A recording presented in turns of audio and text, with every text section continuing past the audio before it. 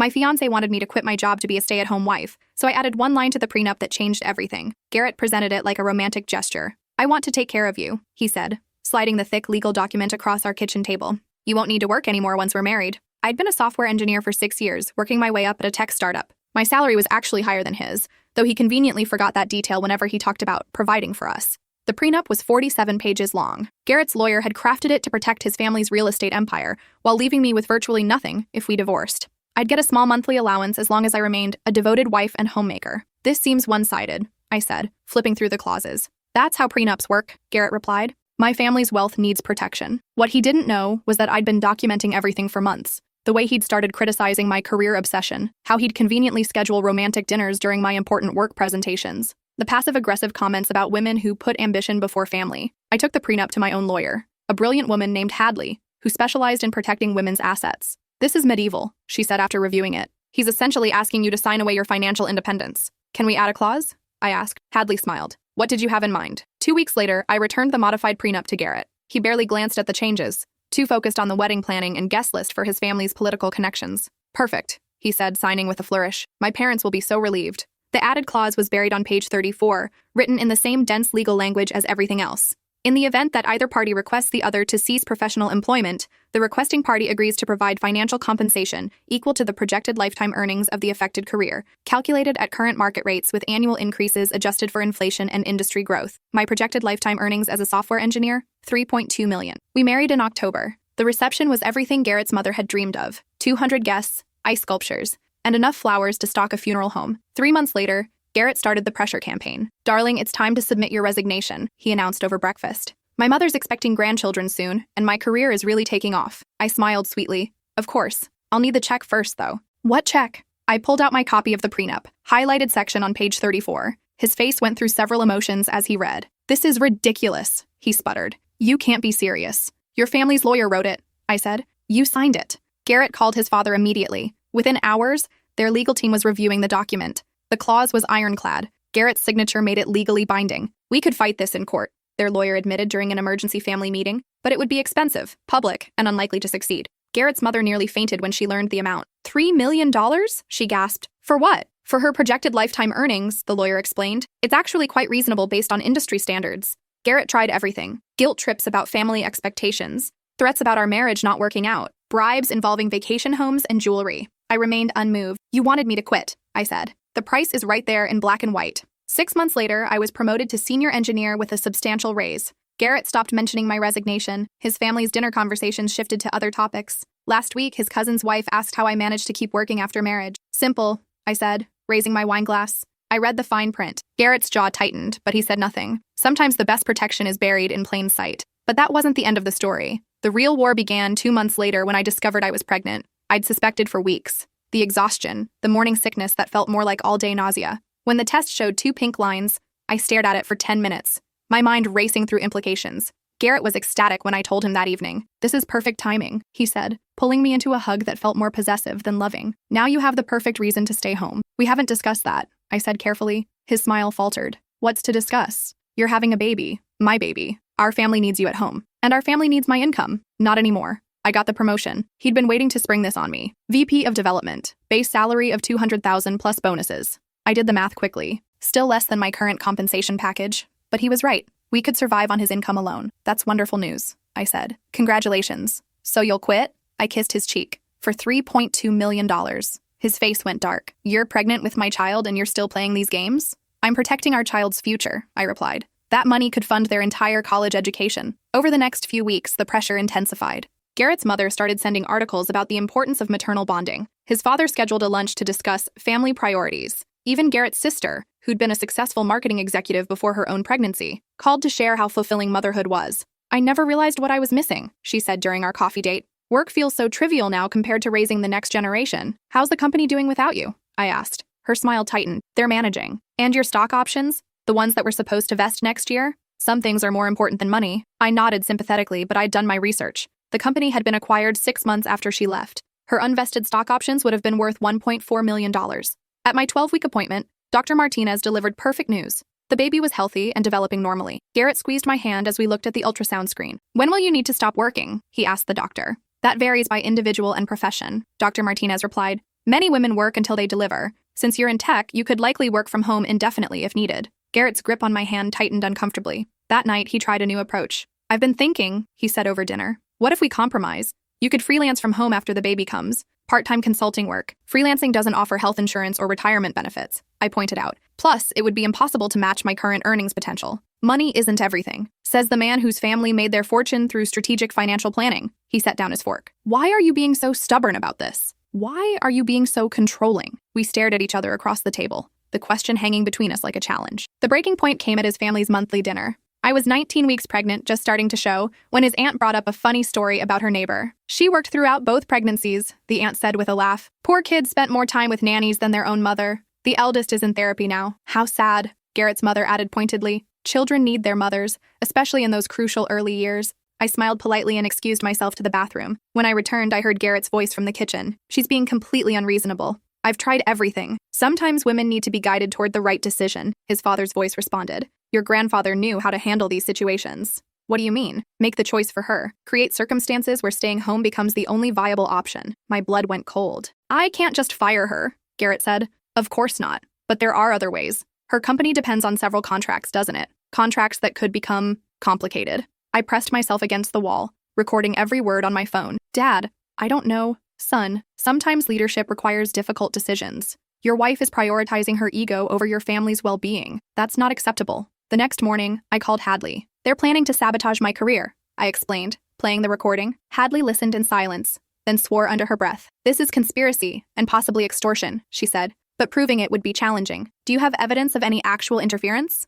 Not yet, but I want to be prepared. Smart. I'll draft some protective documents. In the meantime, document everything. For the next month, I watched and waited. Garrett's behavior shifted subtly. He became more attentive, more supportive of my work. He stopped mentioning resignation entirely. Too subtle. Too convenient. The first sign came when our biggest client, Henderson Corp., requested an emergency meeting about project restructuring. I'd managed their account for 3 years without a single complaint. We're concerned about consistency moving forward, their CEO explained during the video call. Given your upcoming situation, my pregnancy doesn't affect my work quality, I replied professionally. Of course not, but we understand things can become unpredictable. We're exploring options that might be more stable. After the call, I immediately checked our client database. Henderson Corp's primary holding company was owned by a subsidiary of Garrett's father's investment firm. That evening, I said nothing to Garrett about the meeting. Instead, I watched him carefully during dinner. How was work today? He asked, cutting his steak with precise movements. Productive. The Henderson project is moving along smoothly. His hand paused for just a fraction of a second. Good to hear. The second incident happened a week later.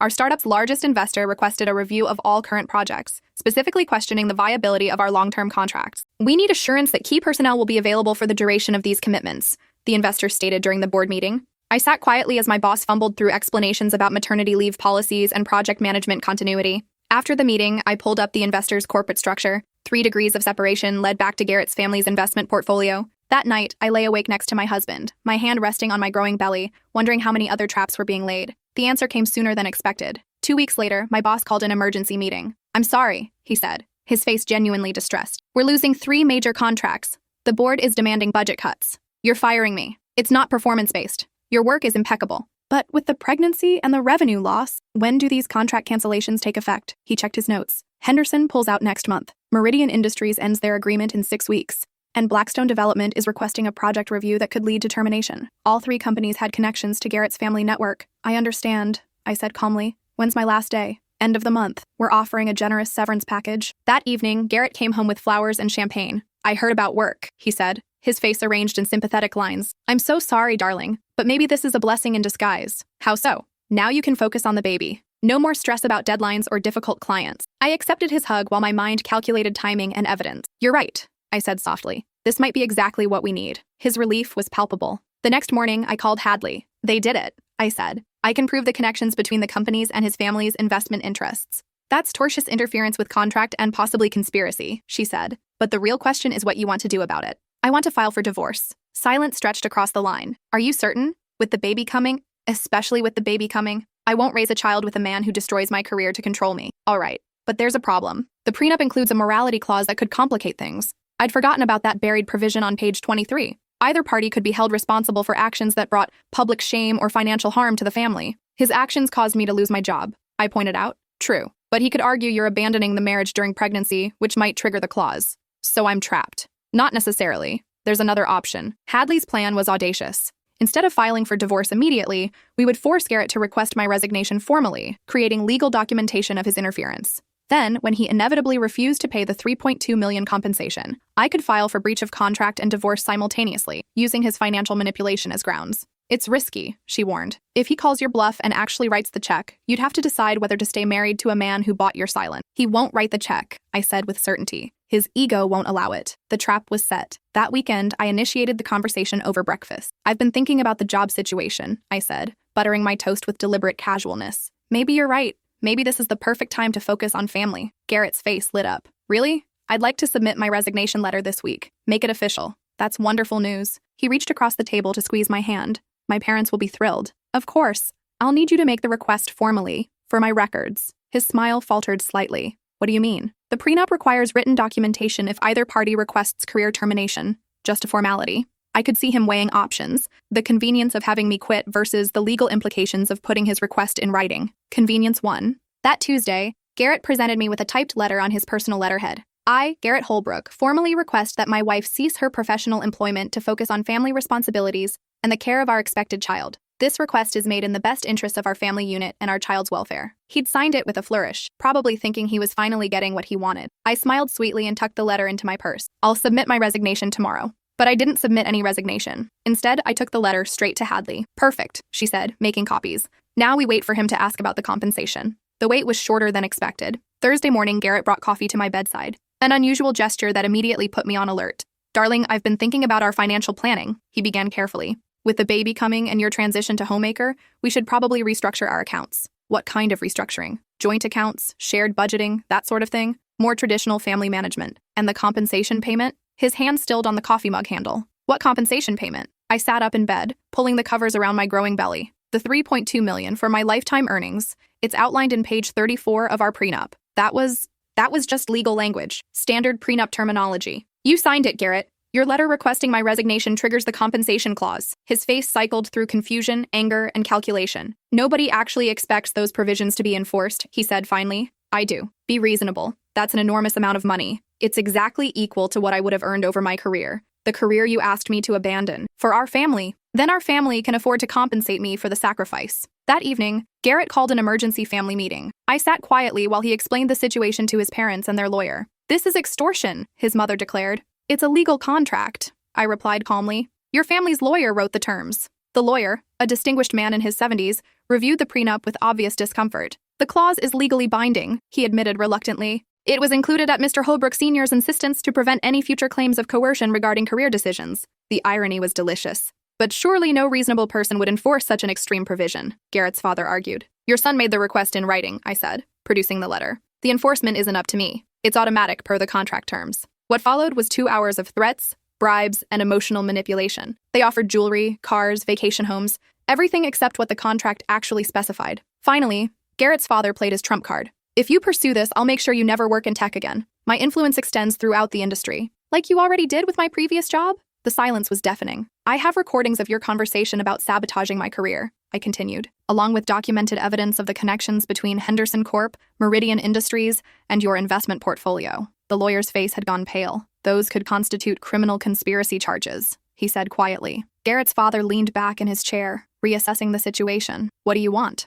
He asked bluntly. I want the $3.2 million compensation, as specified in the contract your family lawyer wrote and your son signed. And if we pay it, then I'll honor the contract and become a stay-at-home wife. And if we don't, I smiled. Then I'll file for divorce, citing financial manipulation and conspiracy, seek full custody based on your demonstrated willingness to undermine our family's financial stability, and pursue criminal charges for interfering with my employment. The room fell silent except for the ticking of the grandfather clock in the corner. After what felt like an eternity, Garrett's father nodded curtly. We'll need time to liquidate assets. Of course, I understand these things take time. 30 days. Perfect. As we prepared to leave, Garrett grabbed my arm in the hallway. How long have you been planning this? He asked, his voice barely controlled. Since the moment you slid that prenup across our kitchen table, you manipulated me. I protected myself. There's a difference. The next month was the strangest of my life. Garrett and I maintained the facade of a normal marriage, while lawyers and accountants worked behind the scenes to structure the payment. He tried periodically to convince me to accept alternative arrangements, trust funds, real estate investments, anything except liquid cash that would give me true financial independence. I declined every offer. During my monthly OB appointment, Dr. Martinez noticed my elevated stress levels. Everything okay at home? She asked gently. Just some financial planning discussions, I replied. Money stress can affect pregnancy outcomes. Have you considered counseling? I almost laughed. What kind of counseling addresses a situation where your husband's family orchestrated your job loss to control your life choices? We're working through it, I said instead. The payment came through on a Tuesday morning in late March. I was 28 weeks pregnant, my belly round and prominent, when Hadley called to confirm the wire transfer. It's done, she said. $3.2 million minus taxes is now in your personal account. I hung up and placed my hand on my stomach, feeling the baby's strong kicks. We did it, I whispered. That evening, Garrett arrived home with a bottle of sparkling cider and a forced smile. So, he said, popping the cork. Ready to start your new life as a lady of leisure? I accepted the glass but didn't drink. Actually, I've decided to continue working. His smile froze. What? I'm starting my own consulting firm. With the compensation money as seed capital, I can build something substantial. But you agreed. I agreed to quit my job if you paid the compensation. You paid. I quit. The prenup doesn't specify what I can do afterward. Garrett set down his glass with deliberate control. You're telling me I paid $3.2 million for nothing. You paid $3.2 million to learn that I'm not for sale. You can't be serious. Dead serious. I've already signed lease papers for office space. 3 other senior engineers are joining me. We start next month. The fury in his eyes was frightening, but I felt oddly calm. My father warned me about women like you, he said quietly. What kind of women? The kind who pretend to love you while planning to destroy you. I stood up, my hand resting on my belly. Garrett, I did love you, but love doesn't mean accepting manipulation and control. You made your choice when you decided to sabotage my career. I was protecting our family. You were protecting your ego. He started toward me, then stopped himself. This isn't over, he said. Yes, it is. I walked upstairs and began packing. The divorce papers were filed the next morning. Hadley had spent weeks preparing the documentation, evidence of the conspiracy to interfere with my employment, recordings of family meetings discussing manipulation strategies, and financial records proving the connections between canceled contracts and Garrett's family investments. Garrett's response was swift and vicious. He filed counterclaims alleging fraud, emotional manipulation, and abandonment. His family hired the most expensive legal team in the state. The custody battle was brutal. They argued I was an unfit mother who prioritized money over family stability. They presented evidence of my scheming and deceptive behavior regarding the prenup. They brought in psychological experts who testified about the trauma of maternal separation. I countered with evidence of their systematic campaign to destroy my financial independence. Phone recordings of conspiracy discussions. Financial records proving deliberate interference with my employment. Documentation of their attempts to isolate and control me. The judge, a woman in her 60s who'd practiced family law for 30 years, listened to 6 weeks of testimony before delivering her ruling. This case represents one of the most calculated attempts at financial coercion I've encountered in 3 decades on the bench, she said. The defendant's family engaged in systematic efforts to undermine the plaintiff's career and financial independence through deception and manipulation. She awarded me full custody, with supervised visitation for Garrett, until he completed anger management counseling. Furthermore, she continued,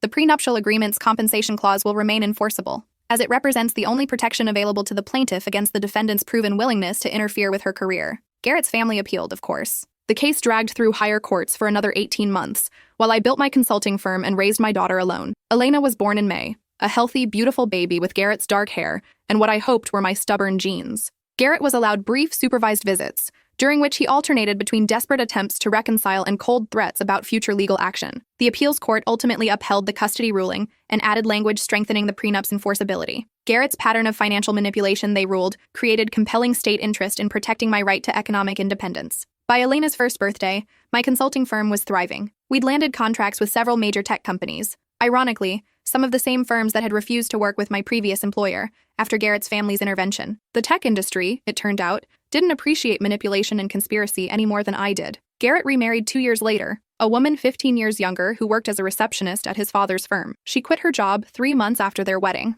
I sent them a card congratulating them on their traditional family arrangement. Last month, at Elena's 5th birthday party, she asked why Daddy didn't live with us. Daddy and I have different ideas about how families should work, I explained. He thinks mommies should stay home and take care of children all day. I think mommies can take care of children and have careers too. Which way is right? She asked, chocolate cake smeared on her cheek. Both ways can be right depending on what the family wants. But the most important thing is that everyone gets to choose for themselves. She nodded solemnly, then ran off to play with her friends. That evening, as I tucked her into bed, Elena looked up at me with serious brown eyes. Mommy, when I grow up, can I be a consultant like you? You can be anything you want to be, I said, kissing her forehead, as long as you always read the fine print. Today, my consulting firm employs 47 people. We specialize in helping companies navigate complex contractual relationships and avoid the kind of systematic manipulation that destroyed my first career. I still get periodic legal threats from Garrett's family. They've challenged the prenup's enforceability 3 more times, unsuccessfully. The compensation money, invested wisely, has grown to over $5 million, more than enough to fund Elena's education and secure her future independence. Hadley recently retired, but not before helping me establish a legal foundation that provides free contract review services for women in professional relationships. We call it the Fine Print Project. The irony isn't lost on me. Garrett's attempt to control me through financial manipulation ultimately created both my independence and a tool to help other women avoid similar traps. Elena is now 8 and shows alarming aptitude for both mathematics and contract law. Last week, she negotiated a complex trade agreement with her classmate involving lunch money, Pokemon cards, and playground privileges. When I asked where she learned such sophisticated negotiation tactics, she grinned. "I read the fine print on my allowance contract," she said. "Did you know you promised to pay me extra for A grades, but there's no penalty for B grades? That's a loophole." Sometimes the best protection really is buried in plain sight, and sometimes the best revenge is teaching the next generation to read more carefully than their parents ever did.